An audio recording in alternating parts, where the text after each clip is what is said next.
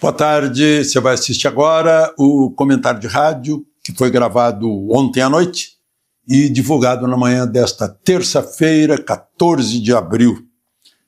Eu peço que você se inscreva se ainda não fez isso, junte-se a nós. E ao final não esqueça do gostei ou não gostei.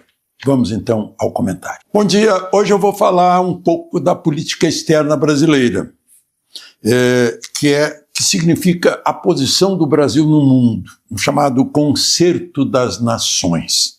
O Brasil é um país grande, é um dos maiores do mundo em extensão territorial, também em população. Só que não tem presença, a presença do poder, que é o poder político, poder militar, poder econômico, que os Estados Unidos têm.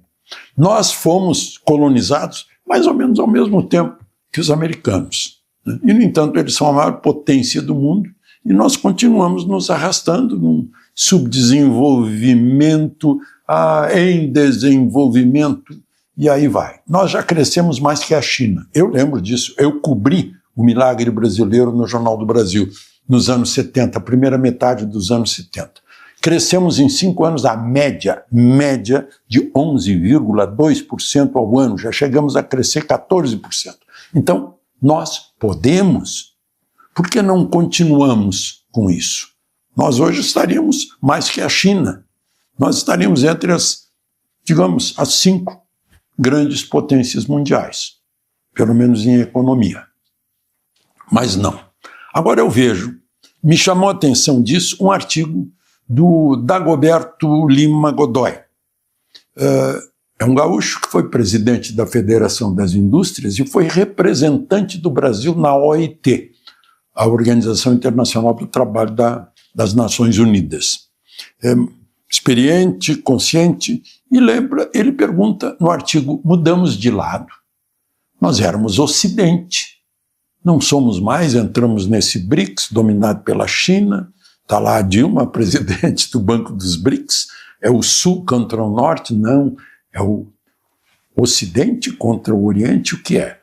Tomamos partido hoje, né? Nicarágua, Cuba, Venezuela.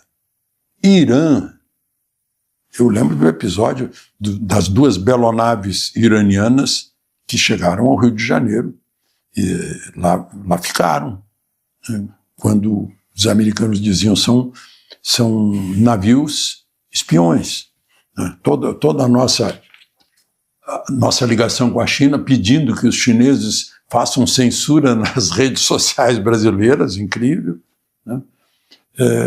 Será que mudamos de lado? Eu estou há 50 anos em Brasília. Antes disso, fiquei 3 anos no exterior. Então, tenho uma certa afinidade com a política externa, acompanho.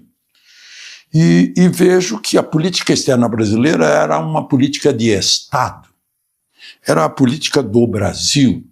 O Itamaraty tinha uma tradição de pragmatismo responsável, né? O governo militar foi o primeiro a reconhecer o governo socialista ou comunista de Angola, né? Então, em primeiro lugar, os interesses nacionais, depois a ideologia ficava para trás, é pragmatismo. E hoje o que nós temos é a ideologia em primeiro lugar. É a ideologia do Lula, do PT, e não do Brasil, que não corresponde, aliás, à ideologia de um país conservador como é o Brasil. Fica aqui isso registrado, porque a gente está em ano eleitoral, né? Só para lembrar, a gente fala muito da necessidade do voto impresso para confirmar. Lá no Peru está havendo eleição, deu a maior confusão com voto, com célula. Não é isso que a gente quer aqui no Brasil. A célula do voto. É uma célula grande lá no Peru, o sujeito vai assinalando os seus candidatos, põe na urna, faltaram cédulas, né, que são fornecidas pelo organizador das eleições. Lá não é justiça eleitoral.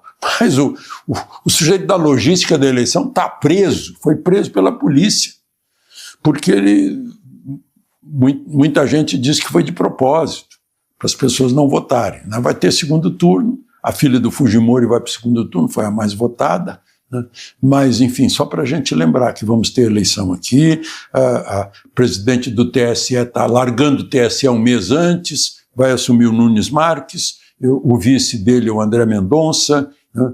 Mas não bastam só mudar as pessoas. O eleitor tem necessidade de saber como o seu voto é contado. Isso são decisões de tribunais aqui na Europa, que não pode funcionar num sistema de apuração em que o eleitor não tenha noção, não consiga entender como é computado o seu voto. De Lisboa, Alexandre Garcia.